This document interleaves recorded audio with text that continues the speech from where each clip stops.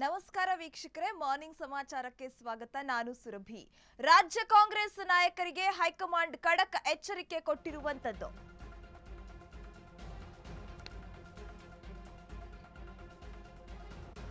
ರಾಜ್ಯ ಕಾಂಗ್ರೆಸ್ ನಾಯಕರಿಗೆ ಹೈಕಮಾಂಡ್ ಖಡಕ್ ಎಚ್ಚರಿಕೆ ಕೊಟ್ಟಿದೆ. ಸಿಎಂ, ಡಿಸಿಎಂ ಸೇರಿದಂತೆ ಸಚಿವರಿಗೆ ಖಡಕ್ ಸಂದೇಶವನ್ನ ರವಾನೆ ಮಾಡಲಾಗಿರುವಂತದ್ದು. ಡಿನ್ನರ್ ದಂಗಲ್ ತಾರಕಕ್ಕೇರ್ತಾ ಇದ್ದಂತೆ ಇದೀಗ ಹೈಕಮಾಂಡ್ ಎಂಟ್ರಿ ಆಗಿದೆ. ಎರಡು ಪ್ರಮುಖ ವಿಚಾರಗಳಿಗೆ ಖಡಕ್ ಎಚ್ಚರಿಕೆಯನ್ನ ರವಾನಿಸಿದ್ದಾರೆ ವರಿಷ್ಠರು. ಬಹಿರಂಗ ಹೇಳಿಕೆಗೆ ಕಡಿವಾಣ ಹಾಕಿದ ಕಾಂಗ್ರೆಸ್ ಹೈಕಮಾಂಡ್. ಕೆಪಿಸಿಸಿ ಅಧ್ಯಕ್ಷರ ಬದಲಾವಣೆ ಬಗ್ಗೆ ಬಹಿರಂಗ ಹೇಳಿಕೆಯನ್ನ ಇಷ್ಟು ದಿನ ಕೊಡ್ತಾ ಇದ್ರು. ಇದಕ್ಕೆ ಈಗ ಒಂದು ಬ್ರೇಕ್ ಅನ್ನ ಹಾಕಿರುವಂತದ್ದು. ಈಗ ನೋಡ್ತಾ ಇದ್ರೆ ರಾಜ್ಯದಲ್ಲಿ ಕಾಂಗ್ರೆಸ್ನಲ್ಲೂ ಕೂಡ ಸಾಕಷ್ಟು ಭಿನ್ನಮತ ಸ್ಫೋಟವಾಗಿತ್ತು. ಡಿನ್ನರ್ ಮೀಟಿಂಗ್ ಮಾಡುವ ಮೂಲಕ ಸಾಕಷ್ಟು ಒಂದು ಕುತೂಹಲಕ್ಕೆ ಕಾರಣವಾಗಿತ್ತು. ಮೊದಲು ನೋಡ್ತಾ ಇದ್ರೆ ಸತೀಶ್ ಜಾರಕಿಹೊಳಿ ಅವರು ತಮ್ಮ ನಿವಾಸದಲ್ಲಿ ಸಿಎಂ ಆಪ್ತರನ್ನೆಲ್ಲ ಸೇರಿಸಿಕೊಂಡು ಒಂದು ಡಿನ್ನರ್ ಮೀಟಿಂಗ್ ಅನ್ನ ಮಾಡ್ತಾರೆ. ಅದು ಕೂಡ ಡಿಸಿಎಂ ಡಿಕೆ ಶಿವಕುಮಾರ್ ಅವರು ಫಾರಿನ್ ಟ್ರಿಪ್ ಕೈಗೊಂಡ ಸಂದರ್ಭದಲ್ಲಿ ಅವರು ಮಾಡಿದಂತಹ ಒಂದು ಡಿನ್ನರ್ ಮೀಟಿಂಗ್ ಸಾಕಷ್ಟು ಒಂದು ಕುತೂಹಲಕ್ಕೆ ಕಾರಣವಾಗಿತ್ತು. ಆ ಬಳಿಕ ಗೃಹ ಸಚಿವರಾಗಿರುವಂತಹ ಪರಮೇಶ್ವರ್ ಅವರು ಕೂಡ ಒಂದು ಡಿನ್ನರ್ ಮೀಟಿಂಗ್ ಅನ್ನ ಆಯೋಜನೆ ಮಾಡ್ತೀನಿ ಅಂತ ಹೇಳಿದ್ರು. ಈ ಎಲ್ಲಾ ವಿಚಾರಗಳು ಒಂದು ಹೊರಗೆ ಬರ್ತಾ ಇರುವ ಸಂದರ್ಭದಲ್ಲಿ ಡಿಸಿಎಂ ಡಿಕೆ ಶಿವಕುಮಾರ್ ಅವರು ಕೂಡ ಒಂದು ರಾಜ್ಯದಲ್ಲಿ ಇಲ್ಲದ ಸಂದರ್ಭದಲ್ಲಿ ಈ ರೀತಿ ಒಂದು ಡಿನ್ನರ್ ಮೀಟಿಂಗ್ ಅನ್ನ ಮಾಡಿದ್ದು ಅವರು ಕೂಡ ಒಂದು ಕುತೂಹಲಕ್ಕೆ ಕಾರಣವಾಗಿತ್ತು. ಹಾಗಾದ್ರೆ ಯಾವೆಲ್ಲ ಒಂದು ವಿಚಾರಗಳನ್ನ ಈ ಮೀಟಿಂಗ್ ಅಲ್ಲಿ ಇವರು ಪ್ರಸ್ತಾಪ ಮಾಡಿರಬಹುದು ಅಂತ ಹೇಳಿ ಈ ಎಲ್ಲಾ ಒಂದು ಡಿನ್ನರ್ ಮೀಟಿಂಗ್ ಪಾಲಿಟಿಕ್ಸ್ ರಾಜ್ಯದಲ್ಲಿ ಜೋರಾಗ್ತಿರುವಂತಹ ಸಂದರ್ಭದಲ್ಲೇ ಇದೀಗ ಹೈಕಮಾಂಡ್ ಕೂಡ ಒಂದು ಎಂಟ್ರಿ ಆಗಿರುವಂತದ್ದು. ಸಿಎಂ, ಡಿಸಿಎಂ ಸೇರಿದಂತೆ ಸಚಿವರಿಗೆ ಹೈಕಮಾಂಡ್ ನಾಯಕರು ಒಂದು ಖಡಕ್ ಸಂದೇಶವನ್ನ ರವಾನೆ ಮಾಡಿದ್ದಾರೆ. ಎರಡು ಪ್ರಮುಖ ವಿಚಾರಗಳಿಗೆ ಖಡಕ್ ಎಚ್ಚರಿಕೆಯನ್ನು ರವಾನಿಸಿದ್ದಾರೆ ವರಿಷ್ಠರು. ಹಾಗಾದ್ರೆ ಒಂದು ಬಹಿರಂಗ ಹೇಳಿಕೆಗೆ ಕಡಿವಾಣವನ್ನ ಹಾಕಬೇಕು, ಅಲ್ಲದೆ ಕೆಪಿಸಿಸಿ ಅಧ್ಯಕ್ಷರ ಬದಲಾವಣೆ ಬಗ್ಗೆ ಮಾತಾಡಬಾರದು ಅಂತ. ಸಚಿವ ಸಂಪುಟ ವಿಸ್ತರಣೆ ಸದ್ಯಕ್ಕಿಲ್ಲ ಅಂತ ಹೇಳಿ ಹೈಕಮಾಂಡ್ ಹೇಳಿದೆ. ಜೂನ್, ಜುಲೈ ತಿಂಗಳ ಹೊತ್ತಿಗೆ ಸಚಿವರ ಮೌಲ್ಯಮಾಪನ ಮಾಡಲಾಗುತ್ತೆ. ಆ ಬಳಿಕವೇ ಕ್ಯಾಬಿನೆಟ್ಗೆ ಯಾರು ಇನ್ ಯಾರು ಔಟ್ ಎನ್ನುವ ಬಗ್ಗೆ ನಿರ್ಧಾರ ಕೂಡ ಕೈಗೊಳ್ಳಲಾಗುತ್ತೆ. ಅಲ್ಲಿವರೆಗೂ ಕ್ಯಾಬಿನೆಟ್ ವಿಸ್ತರಣೆ ಬಗ್ಗೆ ಮಾತನಾಡಬೇಡಿ ಅಂತ ಹೇಳಿ ಇದೀಗ ಹೈಕಮಾಂಡ್ ಒಂದು ಸೂಚನೆಯನ್ನ ಕೊಟ್ಟಿರುವಂತದ್ದು. ಬಹಿರಂಗವಾಗಿ ಮಾತನಾಡಿ ಗೊಂದಲ ಸೃಷ್ಟಿಸದಂತೆ ಮೆಸೇಜ್ ಪಾಸ್ ಮಾಡಲಾಗಿದೆ. ಸಚಿವ ಸಂಪುಟ ವಿಸ್ತರಣೆ ಸದ್ಯಕ್ಕಿಲ್ಲ ಅಂತ ಹೇಳಿ ಹೈಕಮಾಂಡ್ ಇದೀಗ ಒಂದು ಸೂಚನೆಯನ್ನ ಕೊಟ್ಟಿರುವಂತದ್ದು. ಜೂನ್, ಜುಲೈ ತಿಂಗಳ ಹೊತ್ತಿಗೆ ಸಚಿವರ ಮೌಲ್ಯಮಾಪನ ಮಾಡಲಾಗುತ್ತೆ. ಆ ಬಳಿಕವೇ ಯಾರು ಕ್ಯಾಬಿನೆಟ್ಗೆ ಇನ್ ಆಗ್ತಾರೆ, ಯಾರು ಔಟ್ ಆಗ್ತಾರೆ ಎನ್ನುವ ಒಂದು ನಿರ್ಧಾರವನ್ನ ಕೂಡ ಕೈಗೊಳ್ಳಲಾಗುತ್ತೆ. ಅಲ್ಲಿವರೆಗೂ ಕ್ಯಾಬಿನೆಟ್ ವಿಸ್ತರಣೆ ಬಗ್ಗೆ ಯಾರೂ ಕೂಡ ಮಾತನಾಡಬೇಡಿ ಅಂತ ಹೇಳಿ ಒಂದು ಖಡಕ್ ಸಂದೇಶವನ್ನ ಕೊಟ್ಟಿರುವಂತದ್ದು. ಬಹಿರಂಗವಾಗಿ ಮಾತನಾಡಿ ಗೊಂದಲವನ್ನ ಸೃಷ್ಟಿಸಬೇಡಿ ಅಂತ ಹೇಳಿ ಮೆಸೇಜ್ ಅನ್ನ ಪಾಸ್ ಮಾಡಲಾಗಿದೆ. ಈಗ ನೋಡ್ತಾ ಇದ್ರೆ ಸಚಿವ ಸಂಪುಟ ವಿಸ್ತರಣೆ ಮಾಡಲಾಗುತ್ತೆ ಅಂತ ಕೂಡ ಹೇಳಲಾಗ್ತಾ ಇತ್ತು.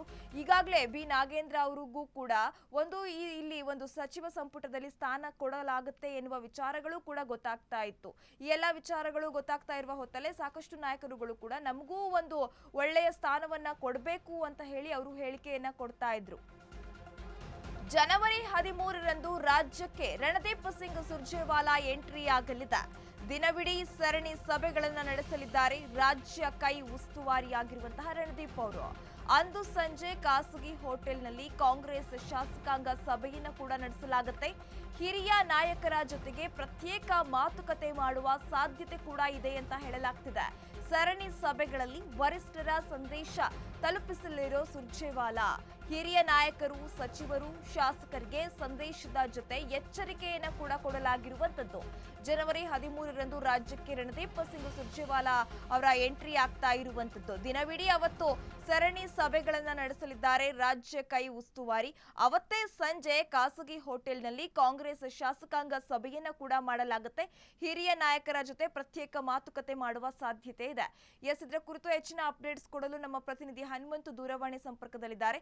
ಹನುಮಂತ್, ರಾಜ್ಯ ಕಾಂಗ್ರೆಸ್ ನಾಯಕರಿಗೆ ಇದೀಗ ಹೈಕಮಾಂಡ್ ಒಂದು ಖಡಕ್ ಸಂದೇಶವನ್ನ ಕೊಟ್ಟಿದೆ ಅನ್ನುವ ವಿಚಾರ ಗೊತ್ತಾಗ್ತಾ ಇದೆ. ಹಾಗಾದ್ರೆ ಯಾವೆಲ್ಲ ವಿಚಾರಗಳ ಕುರಿತು ಮಾತನಾಡಿದ್ದಾರೆ? ಹೆಚ್ಚಿನ ಡೀಟೇಲ್ಸ್ ಕೊಡೋದಾದ್ರೆ.